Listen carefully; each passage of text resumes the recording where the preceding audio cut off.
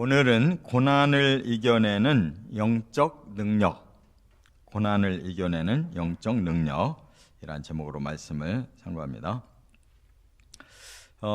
지금 신앙생활의 실제를 지금 계속 교훈을 주는데 오늘은 박해를 이겨내야 된다 하는 걸 말씀하고 있어요.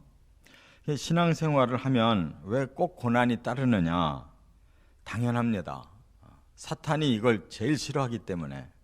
사탄은 이 세상 사람들을 세속화시켜가지고 하나님 안 믿게 하고 죄악에 빠져서 타락하게 해야 함께 영원한 불로 들어갈 수가 있는 거예요.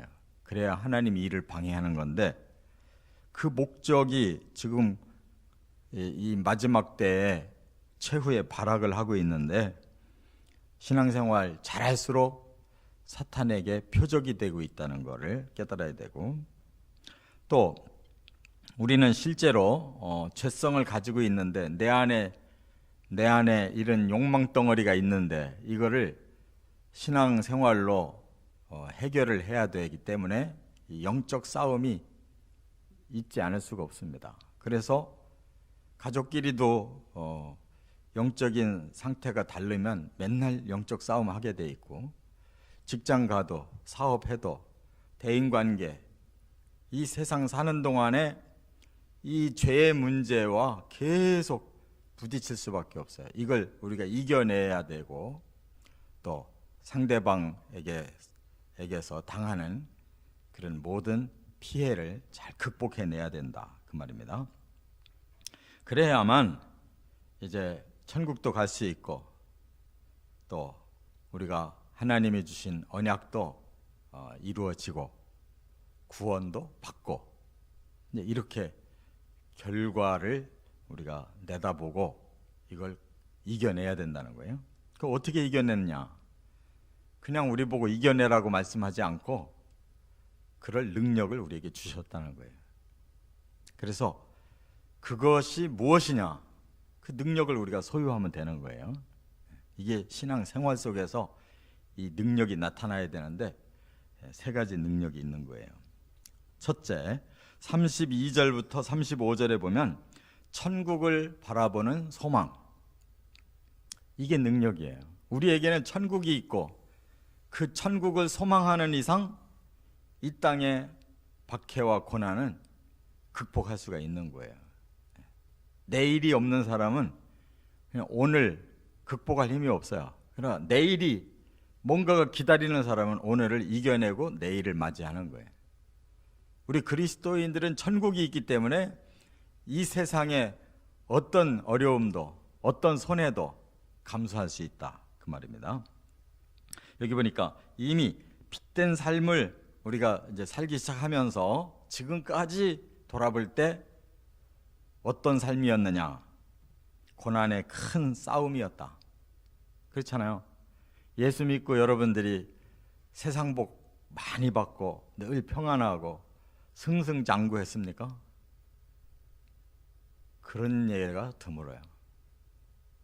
오히려 예수 믿고 나서 집안에 복음화가 되기까지 많은 갈등을 겪었고, 옛날에 서로 좋아하던 친구들 다 사라져 버렸고, 그리고 세상이 점점 더 우리가 신앙생활 잘할수록 걸리는 문제가 많이 있었어요.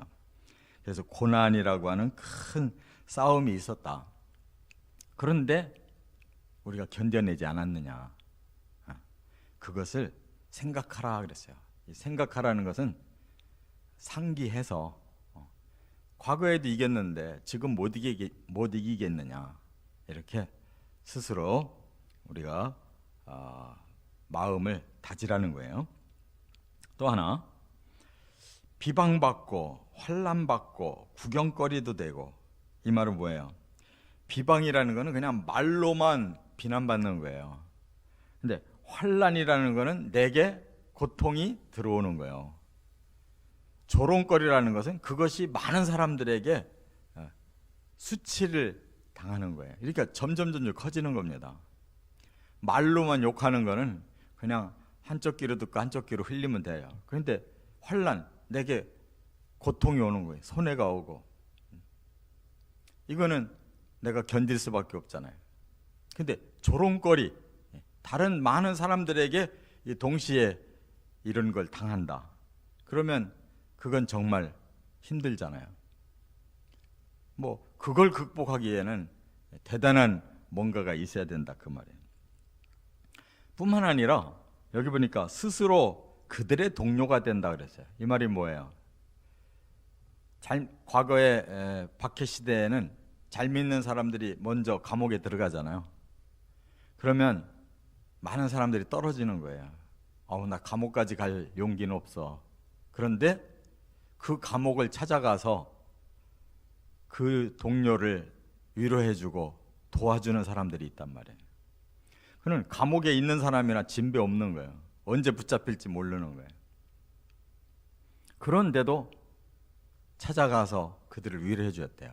예수님께서 그 마태복음 25장에 그랬잖아요. 너희는 내가 감옥에 있을 때 와서 돌봐줬다. 그게 뭘 의미하냐면 박해받는 성도가 감옥살이 할 때 지는 살겠다고 멀리 도망가 있지 않고 자기도 감옥에 갇힐 수가 있는데도 와서 그들 도와줬다는 거예요. 괜히 지가 범죄해놓고 감옥 들어 앉아있는 놈들 찾아다니라는 얘기가 아니고 하나님을 위해 헌신하다가 감옥 들어 앉아있는 사람들을 돌보지 않았다 그 뜻이거든요. 또 소유를 빼앗기는 것도 기쁘게 당했대요. 내 재산까지도 다 뺏겼다는 거예요. 그런데도 그것을 기쁘게 당했다는 말은 그냥 잘 감수했다는 거예요. 나 그것도 다 좋다 감수했대요. 왜 그렇겠느냐? 여기 보니까 더 낮고 영구한 소유가 있는 줄을 알기 때문이라 그랬어요. 그러니까 이 땅의 것 다 벗겨간다 할지라도 내가 구원받아서 천국 가면 그 모든 것은 전혀 미련이 없다. 왜? 그 나라의 것이 얼마나 위대한가를 아는데 시시한 이 땅의 삶에 내가 뭐가 좀 뺏기고 뭘 못 누리고 내가 비난받고 나쁜 놈으로 취급받았다고 내가 거기에 연연하지 않는다 그 말이에요.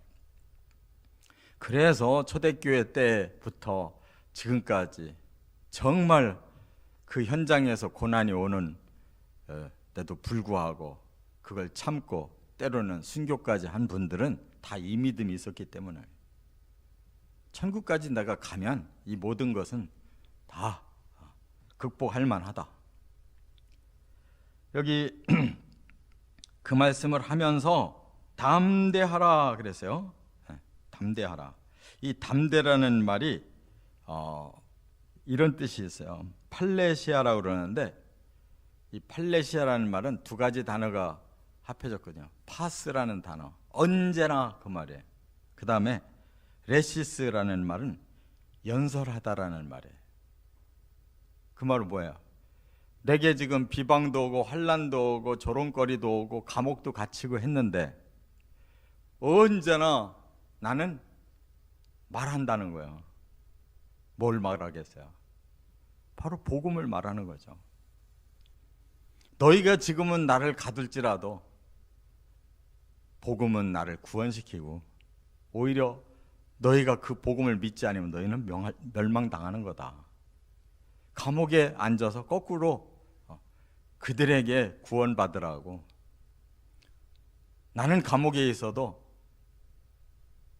후에 구원을 받지만 너희는 지금 자유롭게 살아도 후에 이대로 가면 멸망당한다. 이게 담대하라는 뜻이에요. 이런 말을 할 수 있다는 것이. 천국에서 큰 상을 얻는다. 그 말이에요. 그러니까 이렇게 세상을 이겨내야 천국이 우리에게 주어지고 그 천국도 차등이 있어요. 겨우 구원받는다라는 말씀도 있고 상을 받는다라는 말씀도 있거든요. 그러니까 천국도 이 땅에서 어떻게 사느냐에 따라서 차등적으로 영광이 있다는 것을 알 수가 있어요. 그 얘기를 예수님이 하셨어요. 마태복음 5장에 보면 팔복 얘기를 하시면서 마지막 8번째 복이 뭐예요? 10절부터 그랬어요. 마태복음 5장 10절부터 의를 위해 박해받는 자는 복이 있나니 천국이 그들의 것이요. 욕을 얻고 거짓으로 악한 말을 듣는 자는 복이 있나니 기뻐하고 즐거워해라. 하늘에서 큰 상이 있고 과거 하나님의 진리를 선포한 선지자들도 다 이같이 박해를 받았느니라 라고 예수님 말씀했어요. 그러니까 예수님은 한마디만 하셔도 그냥 신구약을 통틀어서 하셔요. 한 단어 한 단어가 얼마나 그게 집약이 된 말씀인지 몰라요. 구약시대에 봐라. 선지자들이 그 땅에서 복 받았냐? 박해만 받고 다 죽음을 당했어도 그들이 지금 하늘나라에서 상 받고 영광 누리고 있다. 예수님의 눈은 그냥 과거, 현재, 미래가 다 한꺼번에 보여요. 근데 우리가 그 말씀 듣고도 이러한 믿음이 안 생기면 못 받는 거지. 천국을 소망하면 이 능력이 어떤 박해도 이겨낸다는 거. 두 번째, 36절 37절에 보면 언약을 붙잡는 인내가 있다는 거예요. 언약이라는 게 뭐예요? 여기 하나님이 약속했다라고 말씀하고 있는데 이 약속이라는 것은 에판겔로라고 그래요. 에판겔로는 뭐뭐에 대하여 앙겔로 선포하셨다라는 뜻이에요. 그러면 여러분도 국가에서 뭐 대통령이 뭐 하나 딱 선포하면 굉장히 이제 기대감을 갖죠. 야, 우리나라가 앞으로 이렇게 된대. 근데 공수표가 많아요. 이 세상의 지도자들은 엉터리가 많아요. 별로 믿을 거리가 없어요. 정치인들의 말은. 근데 하나님이 선포했다. 이거는 진짜로 그대로 되는 거예요. 그러니까 에판겔로, 에피, 하나님에 대하여, 뭐뭐에 대하여 앙겔로 선포하셨다. 하나님이 선포하신 게 약속이거든요. 그거는 반드시 이루어지는 거예요. 그렇다면 반드시 이루어질 걸 알면 어떡하겠어요? 그거 붙잡지 안 붙잡아요? 반드시 이루어지면 반드시 붙잡아야지. 그게 바로 언약을 붙잡는 사람이고, 그때부터 이 고난을 극복하고 나면 그 언약이 내게 이루어지니까 그때까지 참아내는 거예요. 그래서 인내라는 말을 제가 수도 없이 원어를 말했는데 휘포모네라는 말은, 휘포라는 말은 뭐뭐 아래에 있어요. 모네는 매노에서 나온 말인데 지금 견뎌낸다는 거예요. 위에서 진 누르고 있는데 나는 견뎌낸대요. 굉장히 힘들죠. 점점 힘 빠질 일이죠. 그러나 힘이 안 빠지는 이유는 내가 하나님의 약속을 붙들고 있기 때문에 힘이 안 빠지는 거예요. 우리가 예수 믿을 때 이런 힘을 가지고 예수 믿는 거예요. 현재는 참 피곤하고 왜 이렇게 애로사항이 많은지, 남들은, 안 믿는 사람들은 굉장히 자유롭게 사는 것 같은데, 지들이 하고 싶은 대로 다 하는데 왜 우리는 이렇게 못하는 게 많은데도 왜 이거를 극복해야 되는가? 하나님 약속이 더 위대하니까. 이 땅의 사람들이 굉장히 자유롭게 사는 것 같은데 속을 들여다보면 엉망이에요. 굉장히 이 사람들이 힘들게 사는 거예요. 마음에 평안이 없고 굉장히 두려워하고 걱정, 근심이 너무 많고 욕심을 자기가 스스로 그걸 극복을 못해서 펑펑 일 저지르고, 그게 자유가 아니에요. 얼마나 힘들게 사는지 몰라, 이 세상 사람들이. 예수 믿는 사람들이 훨씬 평안하고 자유로운 거예요. 할렐루야. 하늘에 하나님께서 선포하신 말씀이 진짜라는 것을 알고 붙드는 사람은 이처럼 인내심이 생긴다, 그 말이에요. 거기다가 하나님이 하나 더 약속했어요. 37절에 잠시 잠깐 후면 오시리가 오시리니 지체하지 아니하시리라. 하나님은 지금 2000년이 흘렀는데 아직도 잠깐이에요. 잠시 잠깐이라고. 하나님의 시각을 가지면 우리도 잠깐이라고 생각할 수가 있어요. 2000년 동안 영혼들을 구원해야 되기 때문에 지체하셨는데, 그러나 하나님은 이틀이에요. 우리가 2000년이지. 하나님 마음을 품으면 이겨내는 거예요. 이게 바로 하바국 2장 3절을 인용한 말씀인데, 하바국 2장 3절에 이렇게 되어 있어요. 이 묵시는 정한 때가 있나니, 이 하나님의 약속, 이 비밀은 정한 때가 있대요. 그 종말이 속히 이르겠고, 끝이, 약속이 이루어지는 끝이 속히 올 것이다. 결코 거짓되지 아니하리라. 하나님이 사람들 마음을 알고 미리 쐐기를 박으셨어요. 니들은 이거 잘 못 믿겠지? 결코 이거 거짓 아니야. 이렇게 말씀했어요. 비록 더딜지라도 기다리라. 너희들이 생각할 때 이게 굉장히 더디다라고 생각할 거야. 아니야, 기다려. 지체되지 않고 반드시 응하리라.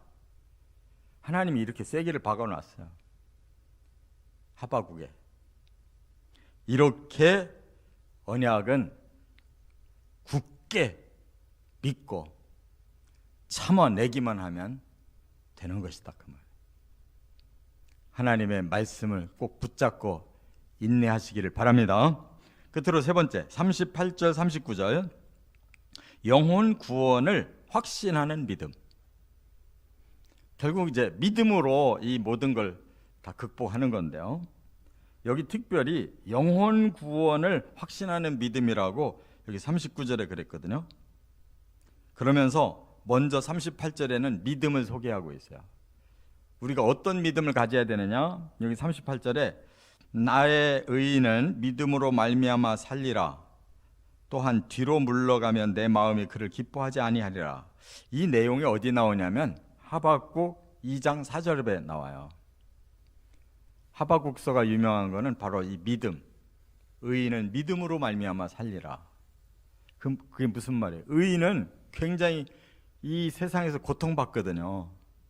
박해를 받아요. 그러나 너희들 안 죽어. 너희들은 살을 거야. 너희들은 구원받을 거야. 그 말이거든요.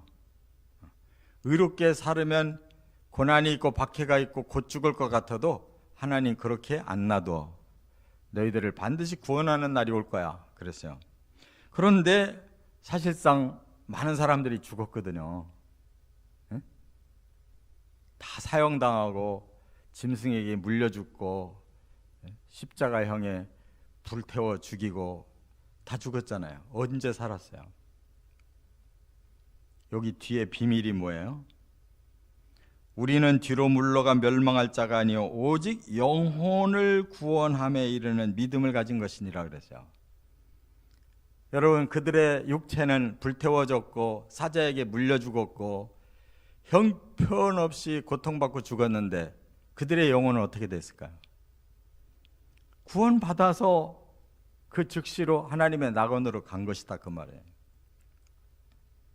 믿음은 내가 육체가 죽는데 이거 헛믿었구나, 내 육체를 여전히 중심으로 두고 있으면 믿음이 아니에요. 내가 비록 박해를 당해서 내 몸이 죽임을 당한다 할지라도 나는 내 영혼이 구원을 받는구나.